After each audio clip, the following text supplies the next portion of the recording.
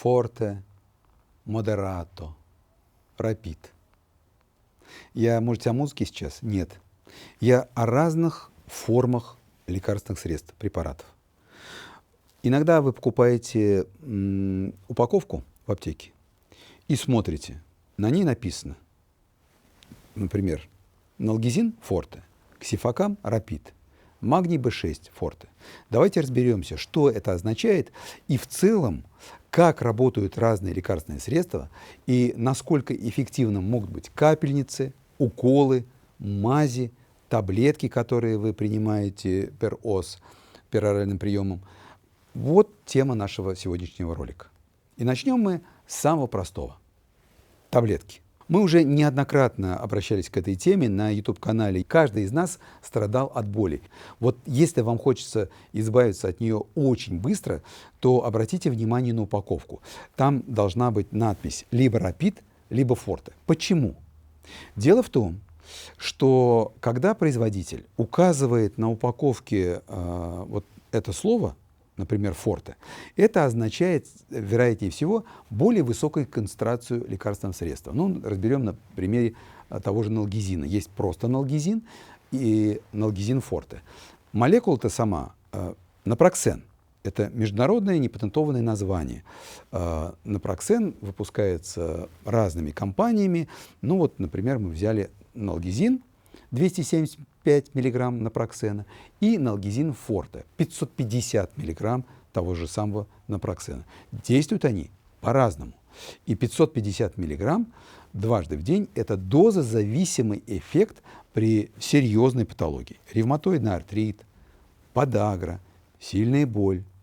В этом случае вы получите более яркий эффект от этого препарата. Вы спросите меня, а можно ограничиться 275 мг, тем более действуют они, может быть, так же хорошо, ведь основа-то та же, и дешевле это стоит?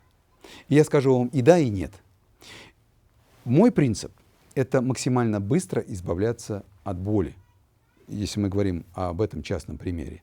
И я буду использовать более высокую дозировку того или иного лекарственного средства. Конечно, принимая во внимание и побочные эффекты той или иной молекулы. Об этом у нас много роликов на эту тему на YouTube-канале. Другой вариант.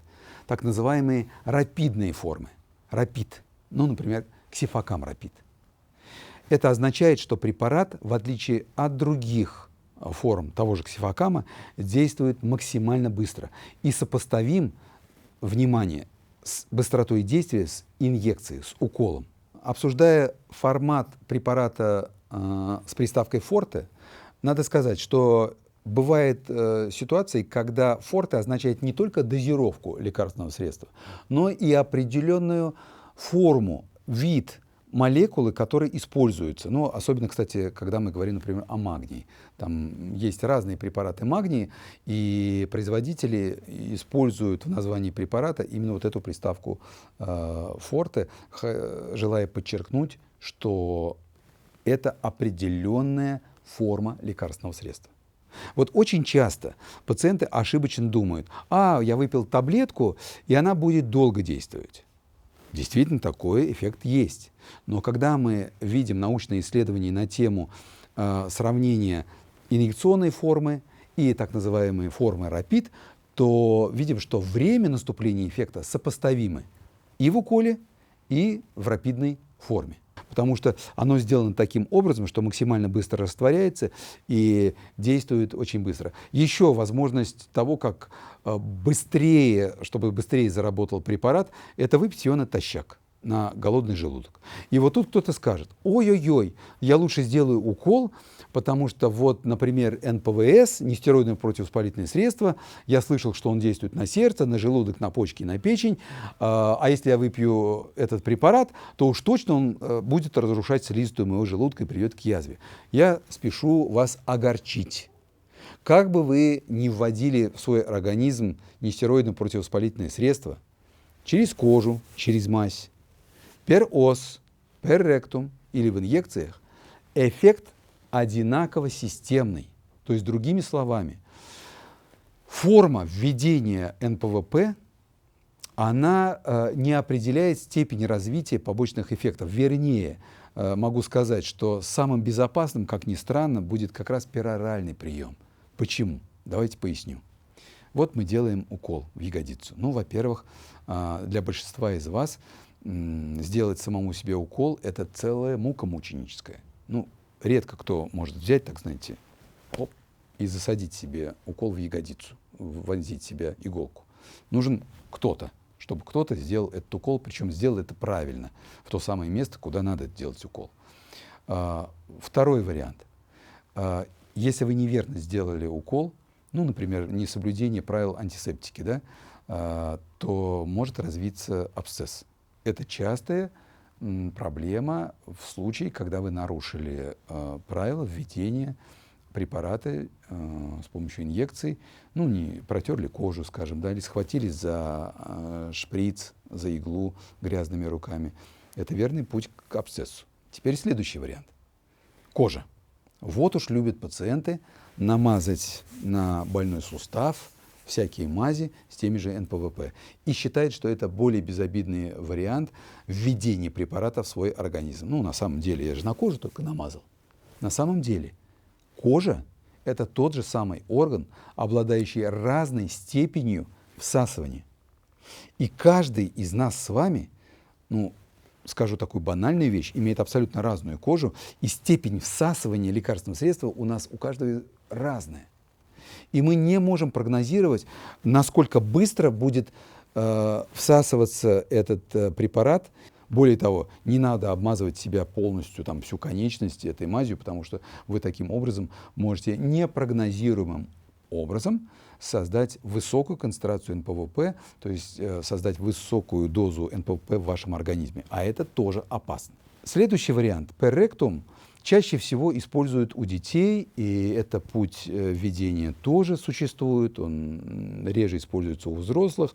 Ну, ребенок, например, не хочет или отказывается пить препараты, и поэтому, особенно при высокой температуре, можно использовать ректальные свечи. Но если мы говорим о взрослых, то прошу прощения, никто не знает, что у вас в кишечнике, что у вас, прошу прощения, в прямой кишке, потому что заглянуть туда сложно. Я говорю об этом без улыбки, и вряд ли многие из вас ходили к врачу-проктологу, потому что могут быть трещины прямой кишки, какие-то другие проблемы, а вы о них можете не знать. И введение перректум в данном случае может быть для вас, но небезопасным. И в итоге остается вариант перос. Причем пероральный прием может быть тоже разным. Самый быстрый вариант введения перорального препарата, пероральное введение препарата, это под язык. Не случайно у многих фармацевтических компаний разработаны специальные формы, которые позволяют не глотать препарат, а поместить его под язык, особенно это кардиологическая группа лекарственных средств, и вот он начинает работать очень быстро. Сопоставимо с тем, что вы, например, сделали себе, не себе, а вам сделали укол в вену. Есть препараты, которые специально разработаны таким образом, чтобы пациент с нарушением глотания не глотал эту таблетку, она рассосется у него во рту, так называемые диспергируемые формы, специально разработанные эти формы призваны создать быстрый эффект и в то же время избежать трудностей при глотании. Ну и теперь о самом наболевшем и столь любимом нашими пациентами – это капельницы. Вот это наше все. И многие мои коллеги знают, что приходящие пациенты на прием просят, требуют: дайте мне капельницы. Возьмите руки мои в руки ваши и вонзитесь иглами вашими в вены мои. Я часто это говорю потом на сентенцию, и пациент просто умоляет: сделайте мне курс капельниц, мои сосуды почистятся и будет мне хорошо. Я вас прошу курс капельниц, потому что он мне в прошлый раз помог. На самом деле это часто эффект плацебо. Капельницы используются врачами в ургентных, неотложных ситуациях, когда надо очень быстро помочь пациенту. Ну, например, идет отек легких, отек мозга, идет шок. Человек получил какой-то аллерген, потерял сознание, и надо ввести очень быстро, там, условно, при укусе пчелы в шею, он задыхается, гормоны надо ввести в вену. Быстро-быстро это надо сделать. У пациента падение давления, и надо быстро поднять это артериальное давление. Я говорю слова «быстро», и вот в этом случае мы действительно используем капельницы. Либо внутривенное струйное введение препарата, когда нам надо вот действительно очень эффективно добиться результата в короткий период времени, минуты, секунды.